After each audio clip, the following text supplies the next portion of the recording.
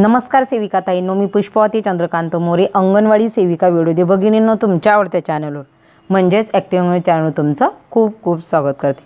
भगिनींनो, आजच्या व्हिडिओच्या माध्यमातून तुम्हाला मी खूप महत्त्वपूर्ण अशी सूचना देणार आहे किंवा माहिती देणार आहे की आपण साऱ्या भगिनी ऑनलाईन काम करत आहोत, पोषण ट्रॅकर ॲप्लिकेशनवर काम करत आहोत। तर हे काम करत असताना आपल्याला सगळ्या भगिनींना तुम्हाला हे पेज दिसत आहे, हे मी तुमच्यासाठी का ओपन केलं याचा अर्थ काय आहे तर भगिनींनो, एक गोष्ट लक्षात ठेवा की आपल्या मोबाईलमध्ये जो आपण पोषण ट्रॅकर ॲप्लिकेशनला फोन लॉगिंग करत आहोत, इथं आपण जो लॉगिंग नंबर करत आहोत आणि इथं जे आपण 4 अंकी जो MPIN टाकत आहोत, तो हा MPIN देखील आपल्यासाठी खूप महत्त्वाचा आहे आणि मोबाईल नंबर देखील खूप महत्त्वाचा आहे। तर भगिनींनो, आपल्याला हा मोबाईल नंबर आपलं कार्यालय सोडून, कार्यालय म्हणजे आपल्या परिवीक्षिका मॅडम सोडून आपल्याला हा मोबाईल नंबर कोणालाच द्यायचा नाही। आजचा व्हिडिओ हा तुम्हाला कसं काय करायचं हे मी सांगणार नाही, व्हिडिओ शेवटपर्यंत पहा। तुमच्यासाठी मी एक लेटर आहे ते देखील वाचणार आहे। तर भगिनींनो, सगळ्यात महत्त्वाची जी मी सूचना देत आहे, अगदी आवर्जून व्हिडिओ पहा आणि पूर्ण पहा, जेणेकरून आपल्या बऱ्याचशा भगिनींची याच्यामार्फत भगिनींची देखील फसवणूक होऊ शकते आणि आपल्या जे पालक आहेत त्यांची देखील फसवणूक होऊ शकते। म्हणून हा व्हिडिओ खूप महत्त्वाचा आहे। एक सूचना म्हणून मी साऱ्या आपल्या अंगणवाडी सेविका ताई असतील, मदतनीस ताई असतील, यांच्यासाठीचा आजचा व्हिडिओ आहे, अगदी पूर्ण पहा। मला काय सांगायचं आहे हा मुद्दा लक्षात घ्या।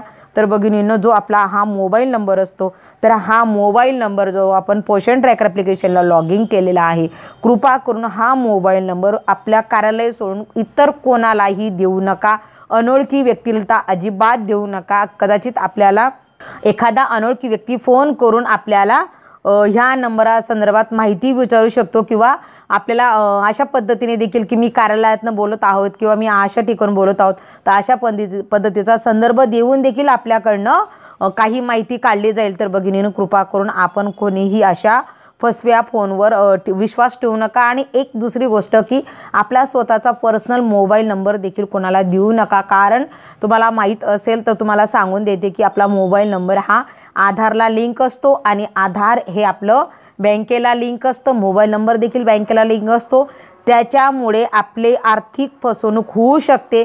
त्याच्यामुळे बऱ्याचशा भगिनी मला कमेंटच्या माध्यमातून यूट्यूबला विचारत असता की ताई तुमच्याशी बोलायचं आहे, आम्हाला तुमचा मोबाईल नंबर द्या।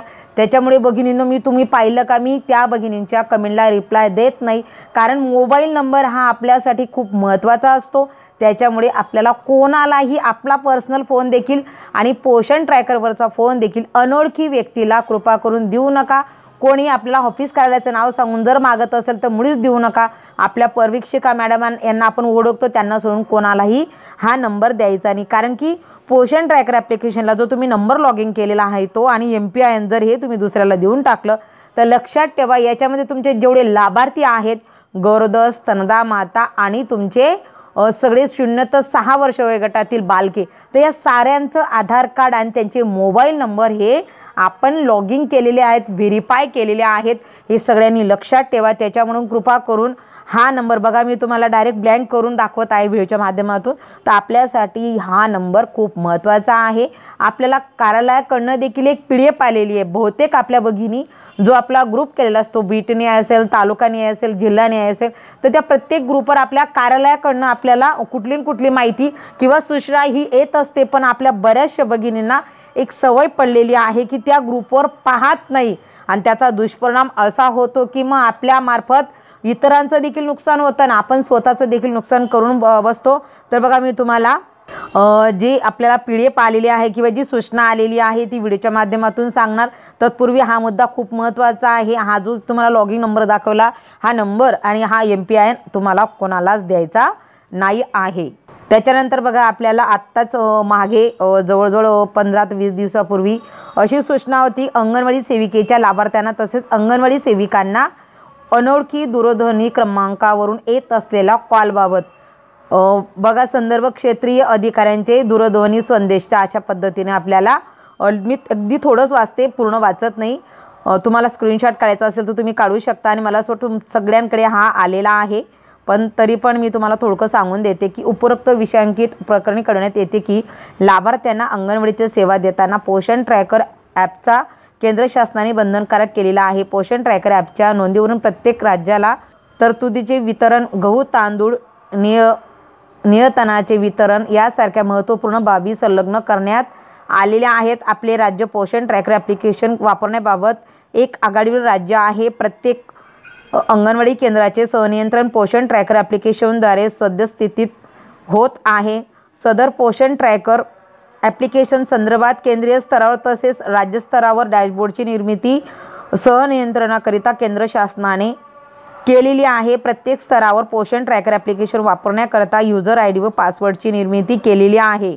राज्यातील अंगणवाडी सेवेच्या लाभार्थ्यांना अनोळखी मोबाईल फोन क्रमांकावरून कॉल येत असून संबंधितांचे बँक डिटेल्स तसेच योजनेच्या लाभाविषयी माहितीची विचारणा करण्यात येत आहे व या प्रक्रियेत अनेक लाभार्थ्यांची आर्थिक फसवणूक झाल्याचे क्षेत्रीय अधिकाऱ्यांमार्फत दूरध्वनी संदेशाद्वारे कळवण्यात आलेले आहेत. अशा पद्धतीने आपल्याला या सूचना आलेल्या आहेत.